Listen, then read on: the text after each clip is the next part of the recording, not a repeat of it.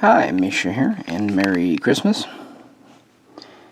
This one just came in as we were packing to head out to go visit family out of town on Christmas Eve. And I thought I would slap together a very quick and hasty and probably not all that great video, but hey, I wanted to do it because I'd be out for a couple of days, and why not? This is Colonial One from Eaglemoss's Battlestar Galactica collection of die-cast models. These are made from a kind of a metal core or metal structure using polymer where needed, typically for detail. And they can range anywhere from 8 inches to a foot long, just depending on what they are. They're not made to scale, obviously, because we have Vipers and Battlestars and Base Stars. So yeah, if we did a Viper to scale, it'd be the size of my thumbnail, and then put a Battlestar Galactica, it'd be bigger than my 8-foot table. So yeah, I'm kind of glad they didn't do that. However, in the past, we have had them do kind of two basic scales. Most of the fighters, the Vipers, the Raptors, the Raiders, have been to their scale, and then we've had the Battlestars and the Base Stars, not exactly to scale, but close enough. Keep in mind these were all either physical or CGI models, so they never had a real world scale anyway. And there's debate online as to what they were. I just mentioned this because with Colonial One here, we have a third scale. This is our first civilian ship in the series. Before this, we've had military, be it Cylon or Colonial Human. And this is issue 13. Over the last 2 years, we received 3 Vipers, 3 Raiders, 3 Battlestars, 2 Base Stars, and a Raptor. So the first 12 were pretty well balanced, and it was a mix of the original series and the reimagined, re-envisioned series, and I've done videos on all of these. As I usually have to make the caveat with these videos, I am blind, so I'm doing my best to get this at least partially in frame. I do apologize if it's more my hand, because if I don't have my hand there, then it's even harder for me. At least hand finds hand. That's even true when you're blind. So at least if I put my hand on it, it kind of gives me something. And people have complained about me not picking them up and just rotating them around on my cake dish here. The truth of the matter is, going one-handed, I'm afraid that I might drop them or chip them, and these aren't cheap. Even with discounts and stuff, they're nearly $50. So, sorry guys, not going to risk damage. What you get for $50 is this die-cast model, and this is one of the longest ones because of what it is.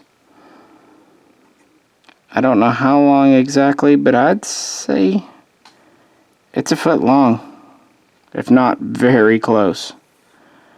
It is a big one.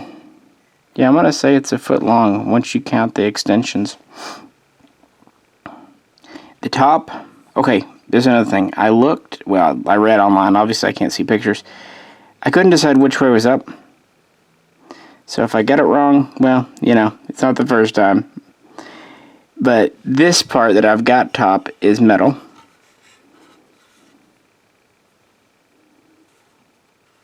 Part of the bottom, this fin, is plastic.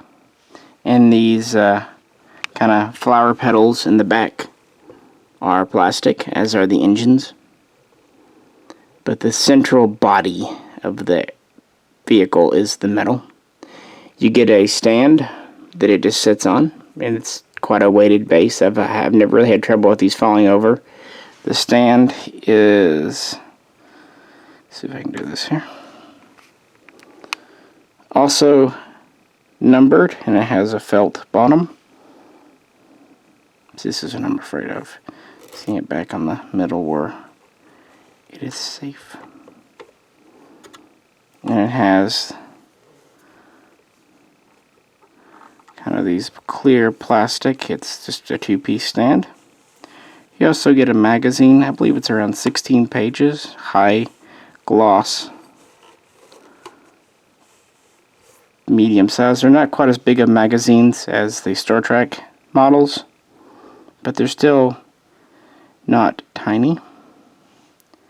And you get a pretty decent cardboard box with foam to protect it. I've never, knock on wood, and the next time I will, had these damaged in shipping. They're actually packaged pretty well. The foam box, they come in, and then that's inside an outer cardboard box with kind of these air pillows around it, so they do a good job. Another thing I like, this wasn't due out till January, but I've noticed if you pre-order these, they typically are shipping them a week to 3 weeks ahead of time. So I like that. I mean, this one, like I said, came in on Christmas Eve. So that's cool.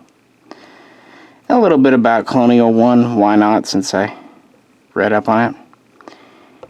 Overall, it's 277 feet long. It is 49 feet wide at its widest point. And it is 72 feet tall at its tallest point. This is an Eversun Starliner. It was made as a passenger transport inside the Colonial solar system. It is FTL, of course, as well as sublight capable. It's probably one of the smaller ships to be FTL capable. Essentially, it's a Colonial 747 or Airbus 320, if you will. Typical passengers, 100 to 150, plus it has 4 to 5 cargo bays, including ones that apparently have access to space, which makes sense. Of course, no weapons as such.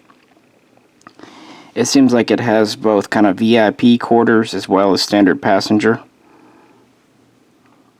and at least a 2-person cockpit. And reasonably advanced comms gear from what we see in the series. Originally known as Colonial Heavy 798, it was christened Colonial One once President Roslin was sworn in after the attack. Some people talk about the name. That seems to be the name of the vessel. Yes, in the real world, in the USA, you can have Colonial One, Marine One, Air Force One, based on if the president's on board or not. However, one thing they say is if the president were on Galactica, shouldn't it be Colonial One? No. Galactica is a naval vessel. Air Force One, Marine One, those are air transports. Galactica, like any naval carrier, would retain its own name. I mean, if the president's on board the USS Enterprise or USS Nimitz or the new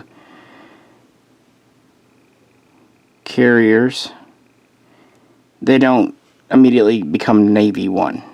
So Galactica is not really a aircraft, it is a vessel. Whereas this is more of an aircraft in universe in the Colonial fleet, because of its smaller size. It can fit inside Galactica's flight pod. It can land on a planet, as we see. And obviously, as we see in this series, it can be relatively easily reconfigured internally. As I said, it has cargo bays. We see at least one Viper go inside them. Seems to be a ship kind of built for the long haul. It is the seat of government, and it provides an interesting contrast. Galactica is the military, and it's large, and this is the civilian government, and it's small, sometimes even going into Galactica for protection. Yet it maintains its independence, and it gives the show an interesting dynamic. I think we can all agree. It's been said that the interplay between Odama and Roslin was originally what was intended kind of for Star Trek Voyager between Janeway and Chakotay. That would have been interesting. Anyway, this serves throughout the entire series. We see quite a bit out of it in the miniseries, including the cockpit, which is based on this space shuttle cockpit. The crew car, the passenger part is kind of based on the liner from 2001: A Space Odyssey. After the miniseries, it shows up in all the seasons. It's in Roslin's administration. It has the whiteboard giving the colonial count of survivors. Then when Baltar takes over, it gets pimped up for his thing, including his portrait and his harem quarters.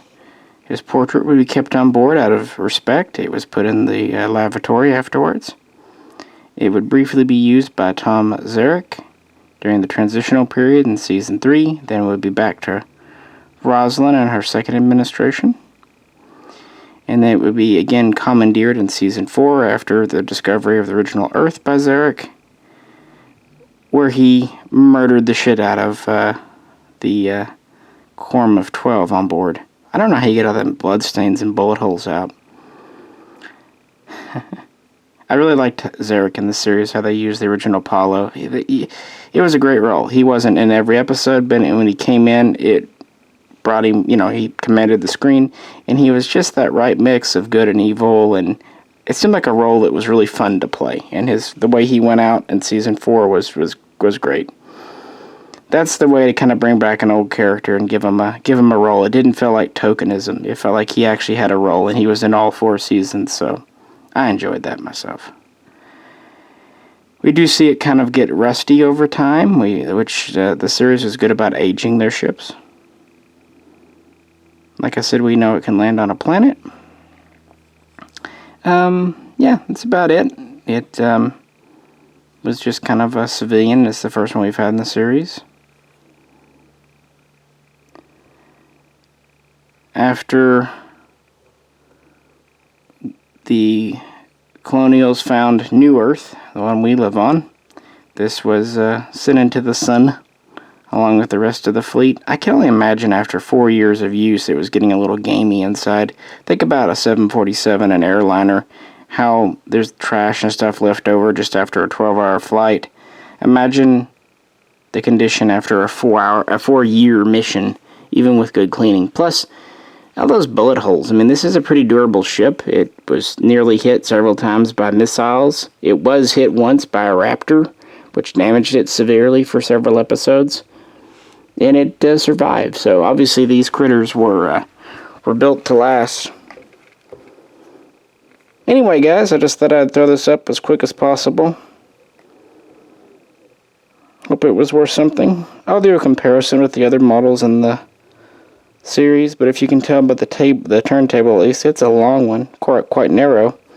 It does have good weight to it, though. I'm actually very suitably impressed. I wasn't sure what to think about this because I honestly had no idea what to think about this would look like because I just knew it was long and thin.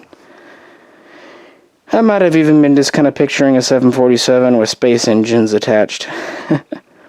Alright, guys. Have a Merry Christmas, and I'll catch you very soon next time.